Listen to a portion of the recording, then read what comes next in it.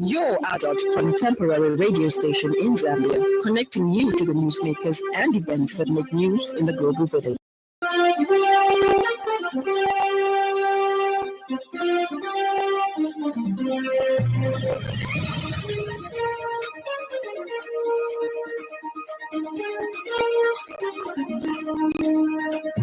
Good evening. This is the 5FM Radio Main News. The headlines. Copperbelt Minister warns illegal miners known as Jerabos that the wrath of the law will catch up with them. The Department of Veterinary Services distributes a total of 2,039,450 animal vaccine. And Hawaiians cram roads away from coasts as tsunami waves arrive. This bulletin is also live on our YouTube FM Radio Zambia. With the details, my name is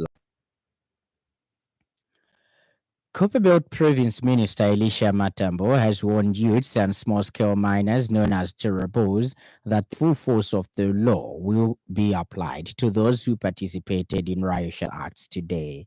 Speaking from Pongwe District regarding the incident, Mr. Matambo urged the police to ensure that the perpetrators are brought to justice. He said those involved in the illegal activities should serve as an example to would-be offenders. Mr. Matambo added that Republican President Hakainde Hichilema has demonstrated a strong commitment to improving the mining sector. Officers to make sure that all the culprits are brought to book. From now on, I think never tolerate any nonsense that nature where they want to put government at ransom. That's never been tolerated. They have seen the efforts we have put in the past 2-3 weeks. We had meetings, myself, together with the Minister of Mines, the representatives from the Jerabos, the owners of Sensei. The first meeting actually was at the State House. Because the President cared for those people. And the negotiations were going on very well, and I think we are almost reaching the agreement. In the meantime, governance and development advocate Sambia Godaza has urged government to quickly engage in dialogue with the youths and small-scale miners to understand their concerns and develop solutions that benefit everyone. Executive Director Elias Mulenga says this could involve creating a platform for open discussion and ensuring that the voices of the local community are heard. Conflicts and not what we have seen today. We wish to call upon the Minister of Mines and the Provincial Minister, Elisha Matambo, to ensure that youths are sat down so that a solution is found. Let's not keep changing posts. Today you give them the rights to mine, tomorrow you withdraw the rights to mine. Let's have a lasting solution so that we can have a proper collaborative between government and the community. Transport and Logistics Minister Frank Tayali has said Zambia is rigorously preparing for the 2026 ICAO security audit, which is designed to assess and enhance aviation security oversight systems. Speaking at his office this morning when United States of America Ambassador to Zambia Michael Gonzalez paid a courtesy call on him, the minister said the audit process benchmarks Zambia's performance, helping intensify gaps and strengthen its security framework. He said the country has so far received a number of unsolicited proposals from various private sector companies who are willing to provide integrated airport security system solutions to the government of Zambia. Mr. Tayali and key stakeholders have been reviewing these proposals as per the Public-Private Partnership PPP Act number 18 of 2023. All the proposals have been undergoing the necessary process for consideration. Aligning with the U.S. policy when you want to get a hold and control the immigration, all right? Particularly illegal immigrants that are having to cross the Atlantic, indeed for criminal customs into the U.S. So the global north must partner with this global south, that these efforts are complementary. When we create the economic opportunities that are favorable for young people, they will be less desirous to attempt to cross and get into the US without a visa or overstay, when their visa has expired. And Ambassador Gonzalez said his government recognizes the key role that Zambia plays as regional hub.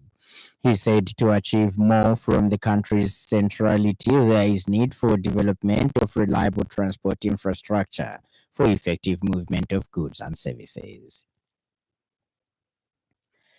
Governance and civil rights activist Isaac Mwanza has requested the Constitutional Court to discontinue his petition challenging the court's decision on Bill 7. According to the affidavit filed in court, his decision follows threats and hostility from Constitutional Court Judge Martin Musaluke during a case management conference on 25th July 2025. Among the reasons contained in the affidavit, Mr. Mwanza alleges Judge Musaluke displayed animosity towards him and warning him that he would regret taking up issues with him in court. He said Judge Musaluke told him to go and cry outside court against the decision of the court to consolidate a matter he was sued by Munia Zulu and Celestine Mukandila, which petition he says is an abuse of the court process. Mr. Mwanza said he appointed lawyers has since withdrawn from the case due to the hostile environment, citing difficulties on proceedings with the matter. Mr. Mwanza said Judge Musaluke advised him to address concerns about case consolidation outside the courtroom rather than within it. Mr. Mwanza had argued that the lawsuit brought by Munia Zulu and Celestine Mukandila using Simeza, Sangwa, and associates constituted an abuse of court process. The activist has since filed a notice and affidavit citing his reasons for withdrawal.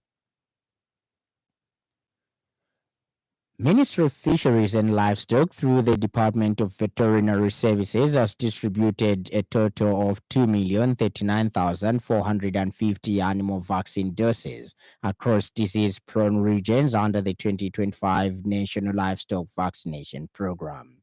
Minister of Fisheries and Livestock Principal Public Relations Officer Benny Munyama notes the animal vaccines for diseases of national economic importance include 1,288,450 doses for foot and mouth disease, 670,000 doses for contagious bovine pneumonia, and 81,000 doses for anthrax. Mr. Munyama says this is part of the UPND government's commitment to ensuring effective animal disease prevention and control, resulting in improved production and productivity in the livestock subsector. He says Southern Province received 823,450 FMD vaccines, Central Province received 405,000 doses, while Western and Eastern provinces received 50,000 and 10,000 doses respectively. He added that for CBPP, Western Province received 579,000 doses, followed by Northwestern with 58,000, Northern provinces with 23,000, and Muchinga province got 10,000. Mr. Miyama says the entire 81,000 anthrax vaccine doses were distributed within Western province. This vaccine distribution and onward animal vaccination will help control disease outbreaks and contribute to Zambia's plan to increase the national cattle population from the current 5.1 million to over 7.4 million by 2027. The entire 81,000 anthrax vaccine doses were distributed within Western Province, where the disease is more prevalent. This vaccine distribution and onward animal vaccination will help control disease outbreaks and contribute to Zambia's plans to increase the national cattle population from the current 5.1 million to over 7.4 million by 2027. It also supports the government's ambitious plan to initiate the $1 billion annual beef exports beginning this year, 2025.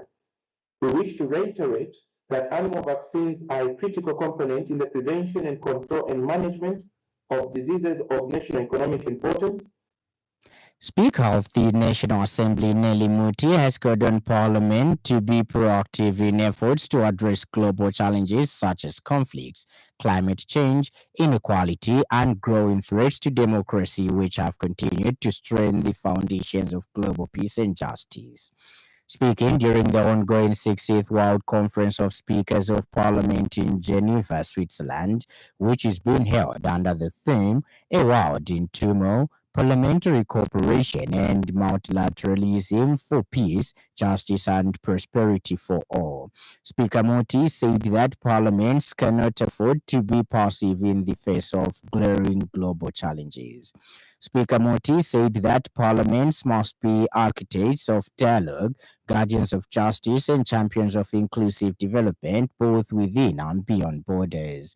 Speaker Moti said that peace must be underpinned by social and economic justice, which Zambia has acknowledged by increasing the allocation of the Constituency Development Fund (CDF) to each constituency. She added that this has brought about community driven developmental projects, resulting in financial resources being in the hands and control of local communities. She said that Zambia will continue to support multilateral solutions, especially in areas like climate resilience, health, and education, because the turmoil that the world is in today cannot be resolved by a single country. Speaker Muti added that the Zambian parliament has backed regional cooperation on water security and renewable energy, knowing too well that environmental peace is essential for human peace. And Speaker Muti assured the conference delegates that Zambia will continue embracing parliamentary diplomacy as a tool for building peace, promoting mutual understanding, and advancing shared prosperity.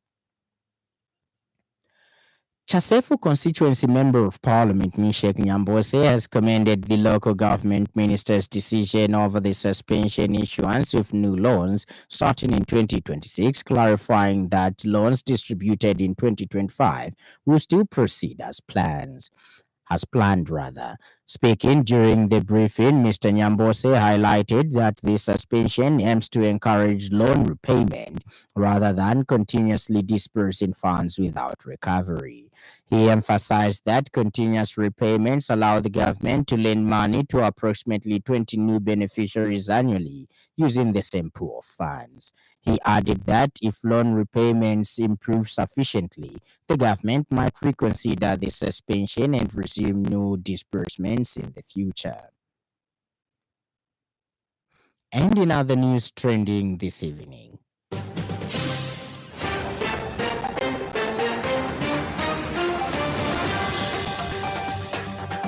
President Hakainde Hichilema has pointed out the need for increasing support for Zambia's tourism sector, citing its current trajectory of growth and expansion.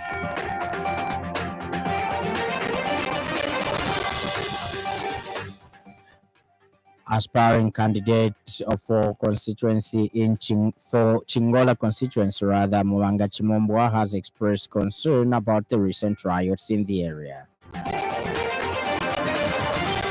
Up next, the business news. 5FM Radio Business News. We mean business. Keep you current in commerce, trade, and industry, local and global. It's our business to keep you informed about business. The Ministry of Small and Medium Enterprise Development has announced that plans are nearly complete for the construction of 3 industrial yards in southern, central, and Muchinga provinces. This is in a bid to enhance competitiveness among micro, small, and medium enterprises and strengthen cooperatives, in line with government's agenda of fostering economic growth, creating employment opportunities, and uplifting businesses in underserved regions.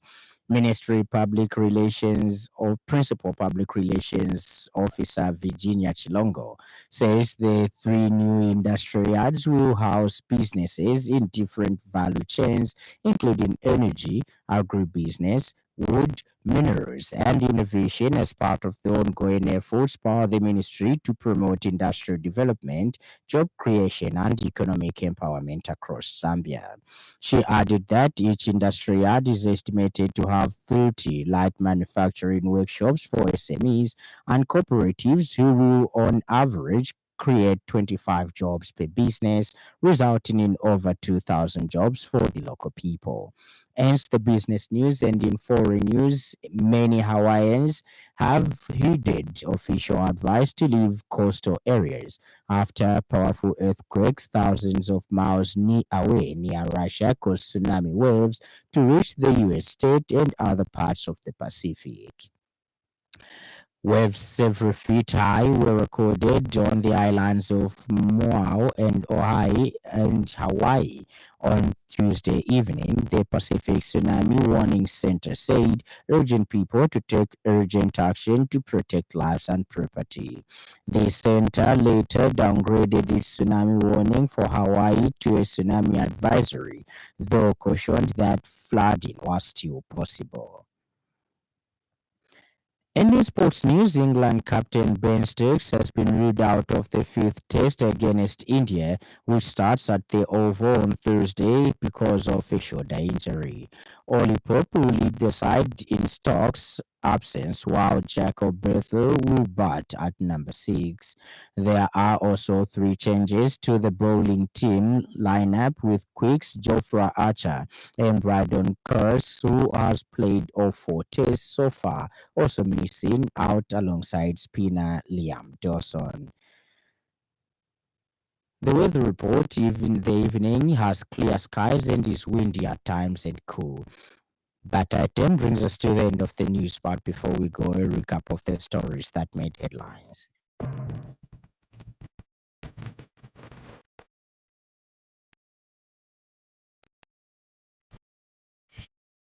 Copperbelt Province Minister Elisha Matambo has warned youths and small-scale miners known as durables that the full force of the law will be applied to those who participated in riotous acts today. Ministry of Fisheries and Livestock, through the Department of Veterinary Services, has distributed a total of 2,339,450 animal vaccine doses across disease-prone regions under the 2025 National Livestock Vaccination Program.